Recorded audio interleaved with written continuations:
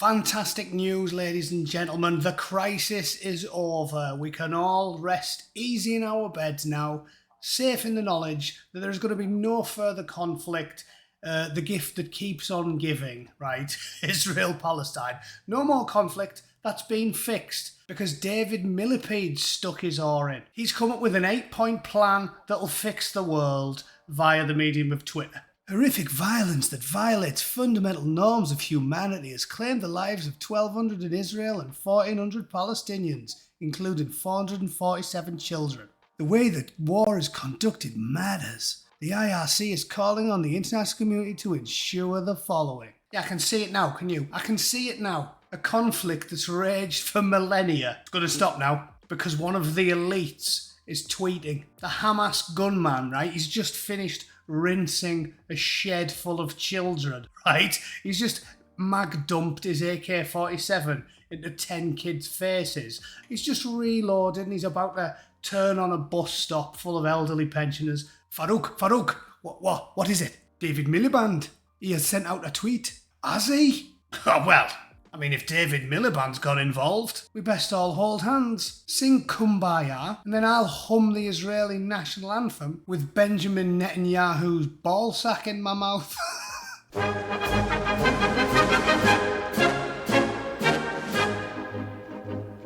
Right, yeah, I tried not to talk about it because I'm not that interested. As I said to you lot before, to me, being a reformed chippy atheist and now a boring agnostic libertarian, I don't care. That is the gift that keeps on giving. It's caused by religion and it'll never go away. 9/11 was caused by that conflict. It's never going to get fixed. Getting angry at the 4B2s and the regulars at Allen's snack bar butchering each other is like getting angry at the birds chirping. You might as well be mad at the sun for shining. So I'm trying to be blissfully ignorant of it all. But tragically, Miliband opened his mouth, and I hate Miliband. So let's just address his tweet, shall we? 1. Protect civilians from further harm. All parties to the conflict must uphold their obligations under international law and the protections provided for civilians under international human rights laws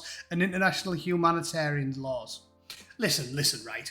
This is the crux of my issue with the elite, right? The average plumber or bricklayer has got more common dog than any 10 knobheads in suits, right? Because they have this thing where they're staggeringly arrogant to the point that they actually believe they can overcome human nature. It's the crux of the sort of postmodernist movement, right? They think that you can overcome reality itself. They're almost childishly optimistic and they're obsessed with their own power.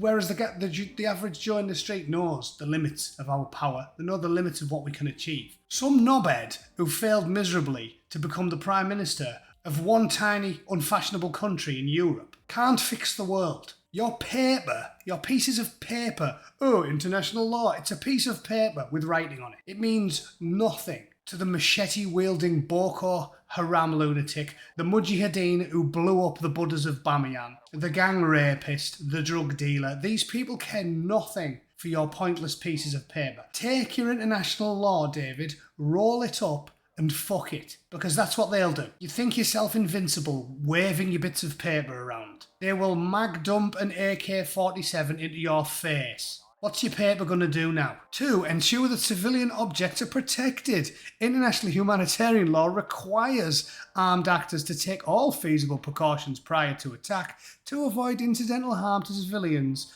and civilian infrastructure. Yeah, he's a rules lawyer.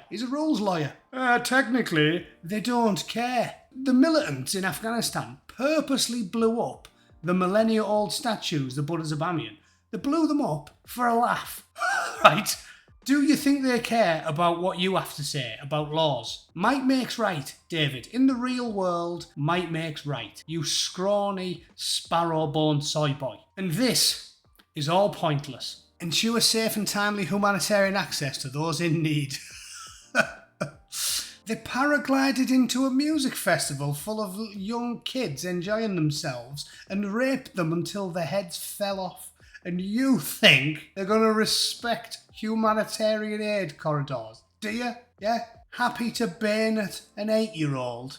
And as he's doing it, yeah, oh, whoa, hang on, there's an ambulance coming through there. Yes, Shabazz, and it is painted with the international symbol of the Red Cross on Red Crescent. Well, then we must respect the international law. Yeah.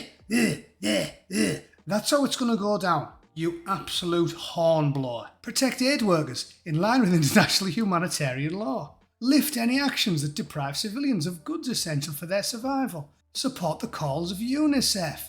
Scale up humanitarian funding. It's a wish list by a child in a man's body. That's all it is. This gobbledygook is worthless. It's worthless. Dave. Anyway, obviously the Bootneck responded.